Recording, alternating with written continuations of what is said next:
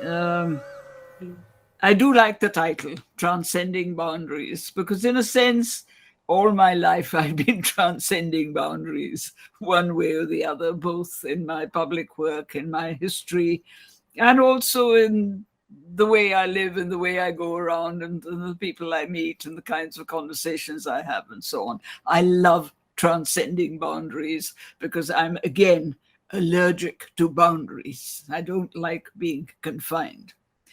So I think it's very lovely to have a title like that, and I hope that this will not just remain with this occasion, but that people will go on and look at what they're doing also in terms of how they are transcending boundaries. What is important in this is that there are, of course, boundaries of all kinds. There are physical boundaries. We today are absolutely stuck on this business of boundaries and frontier lines. I mean, we go to war over shifting frontier lines by inches, as happened in the last century, and I dare say will continue to happen. There are boundaries in the kinds of relationships we have with people of all kinds. We sometimes transcend them, sometimes we say, no, the boundary is very important. I will keep to this side of the boundary. And there are boundaries in thought. And what we are concerned with is boundaries in thought. And I think it's terribly important to say that there should be, in fact, no boundaries in thought. One doesn't stop at a particular point because one feels, no, I can't think any further along these lines. You have to push it as much as you can. So I'm very pleased at this, the name that was chosen, and I hope it will continue. And I would like to also agree with the fact that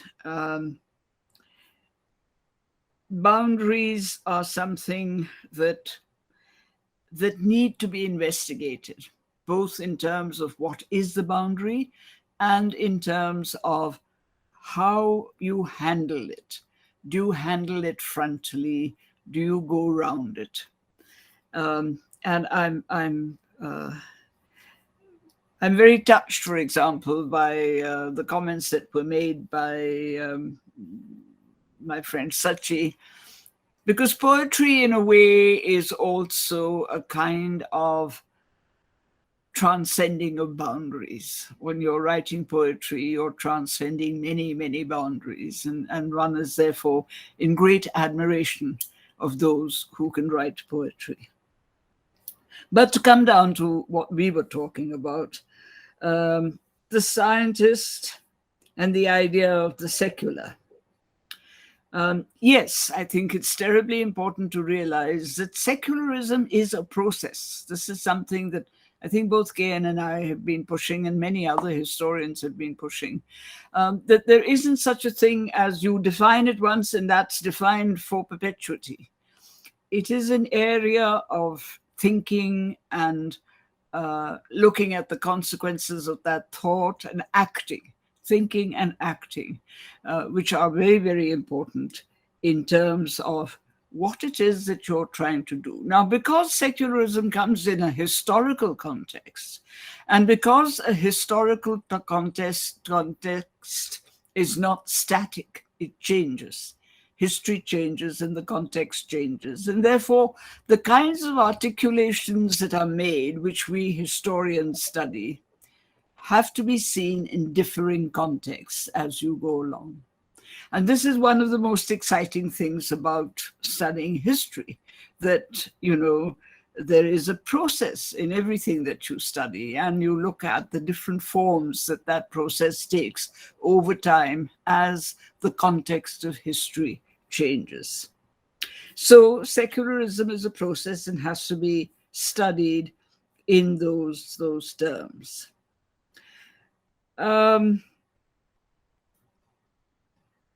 Othering through history.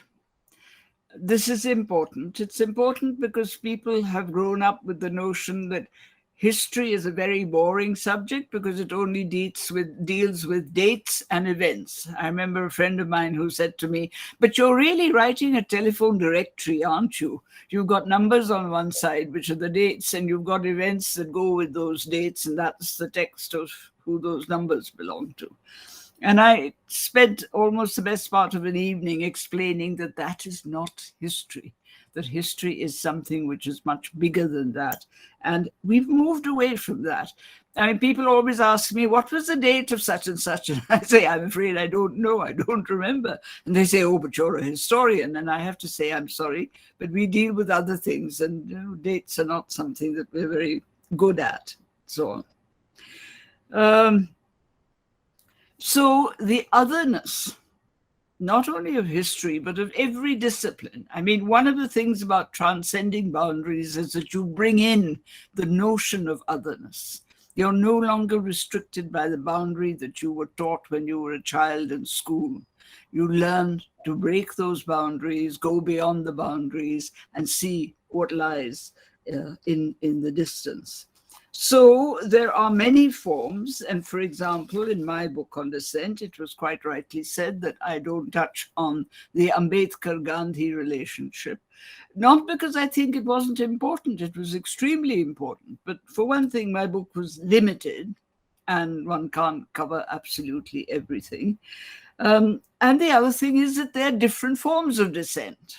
Dissent doesn't just take one form. This was one of the things I was trying to show in the book, that as history changes and you go from early times to medieval times and so on, the format of what is dissenting ideas changes alongside. And you have to learn to recognize the new forms of dissent, which will not be identical with the earlier ones, but will carry a little trace of the earlier ones through into later periods.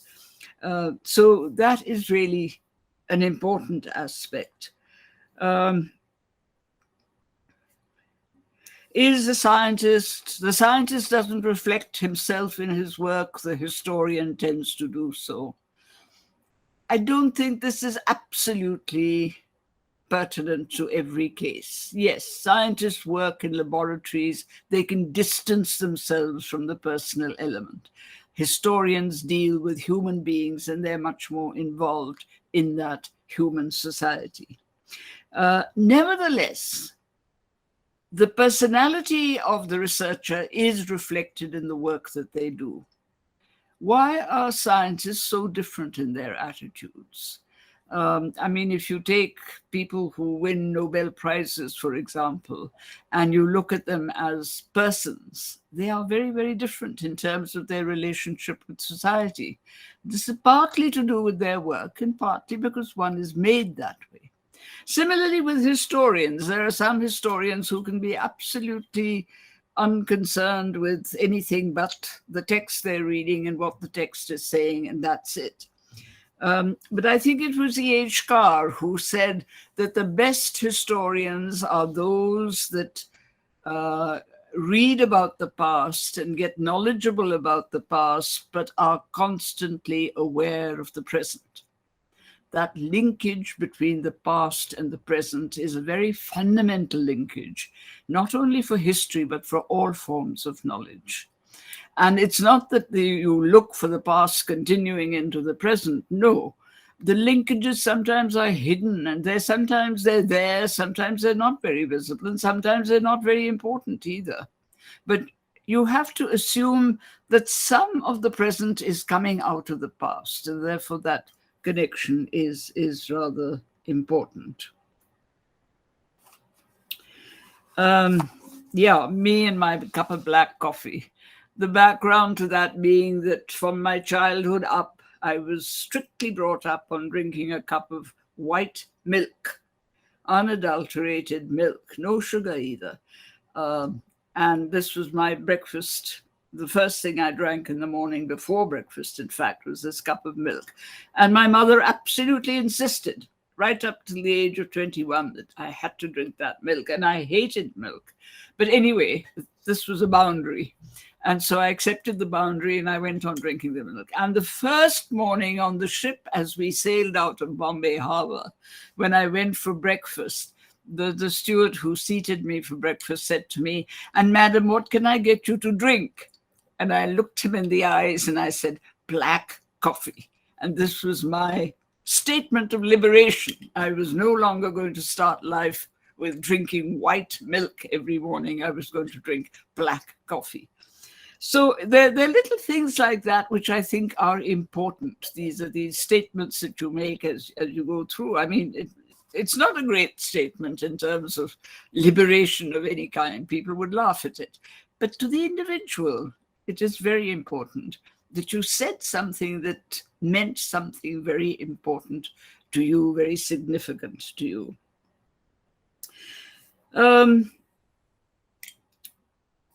Shakuntala, yes, I was fascinated by the whole business of how do historians look at mythology.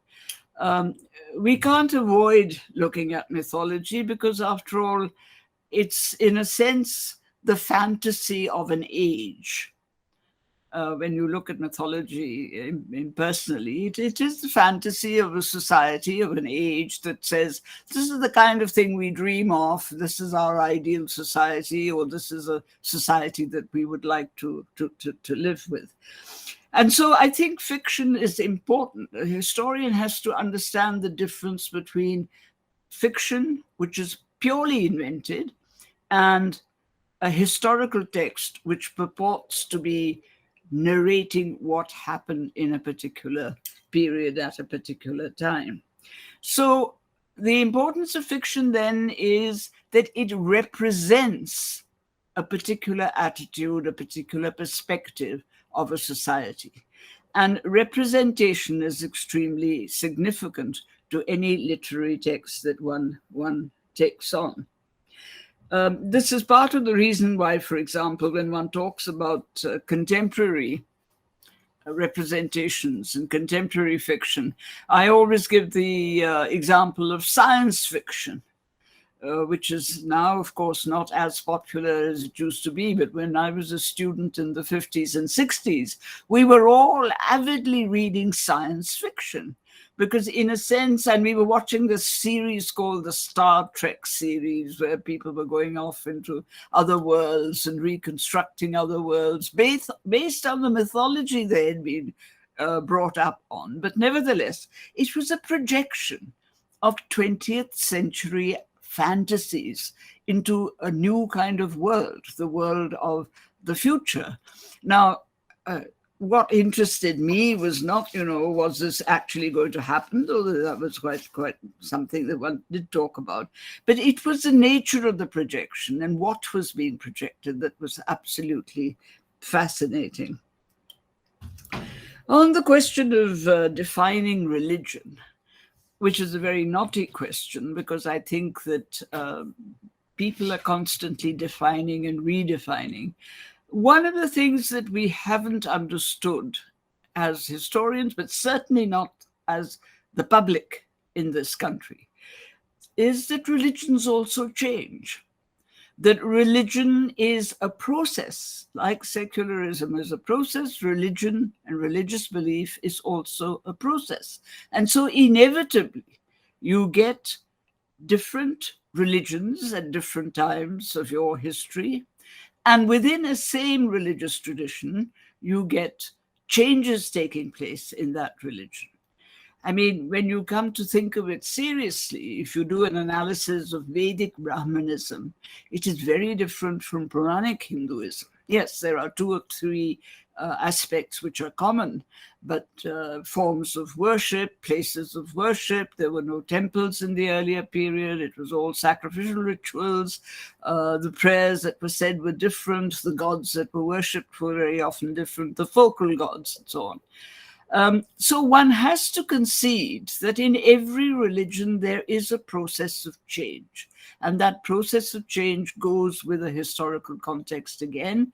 And therefore, when you talk about religion, it isn't a single static quantity. It isn't single. It is something that is very complex and changes through history. And the historian has to reflect that change whenever a historian uses religion as part of the history that is being written. The study of the local community, terribly important, very important. And now we are slowly entering this very complicated field of oral history and the history of memory. How reliable is memory? And do remember that memories are often fabricated. We don't really remember things from when we were 5 and 6 or even 12 and 13. We add to these memories as we go along, and we add what we think would be rather nice to have happened. And so the memories change somewhat over a period of time. And so if a historian is using memory as a source, it has to be very carefully analyzed, pulled apart piece by piece, put together in a particular way, constantly examined and re-examined. And similarly, oral history. The big crisis was, for example, in Africa, south of the Sahara. They don't have written texts for the early periods. They only have oral traditions. And that is when oral history began to be taken very seriously. And people started developing techniques of analyzing oral history. And so do remember that whatever source that the historian uses, or for that matter, any researcher uses, it's very important that you have a method of analysis, because ultimately you're dependent on that method. And this brings me to the question of historiography that was also mentioned. We now, in a sense, talk to our students and say, now, when you're using a source, you pick up a text and you say, this is my source for the history I'm writing. I talk about the 3 A's, which are fundamental. Who is the author? What is the message of the book that is being written? Agency. And who is the audience? Very fundamental questions. You have to find out who the author is, because half the attitude of the book, half the representation that the book presents, is dependent on who the author is, what is his social background, what is his personal background, how well is he educated, what is he educated in, and so on and so forth. So the author has to be studied in detail, which we never did in the past. I mean, we would always say, oh, Kautilya wrote the Arthashastra, and then you carried on quoting from the text. But nobody stopped and said, wait a sec, let's find out who this man was who wrote this text. And it's really terribly, terribly important to do that. The agency, what is the purpose of the text? What is the message that the text is trying to give you? And is that message clouding the information? Again, very, very important, depending on the function of the text. And thirdly, the audience. Who is it intended for? Is it a text that is being written for the court and for elite groups? Is it a text that is being written for others, trading groups and householders and so on? Is it a text that is meant to be read out to people?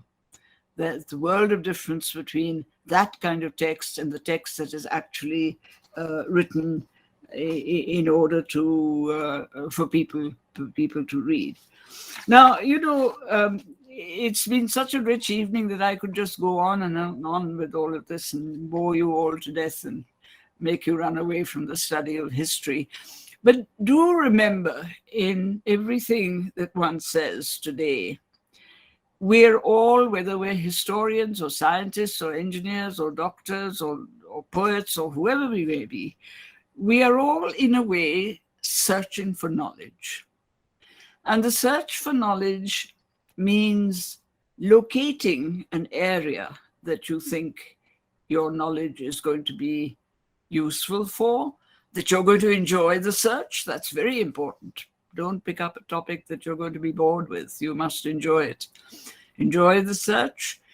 And ask questions of the existing knowledge so that you can find ways in which you can analyze that knowledge and take it forward. This is absolutely fundamental.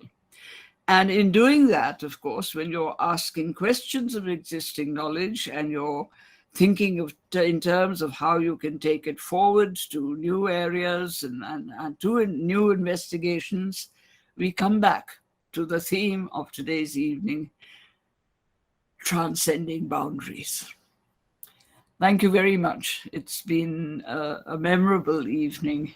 Thank you very much indeed, all of you, for what you said. And it means a lot to me. I'm very moved by it. Thank you.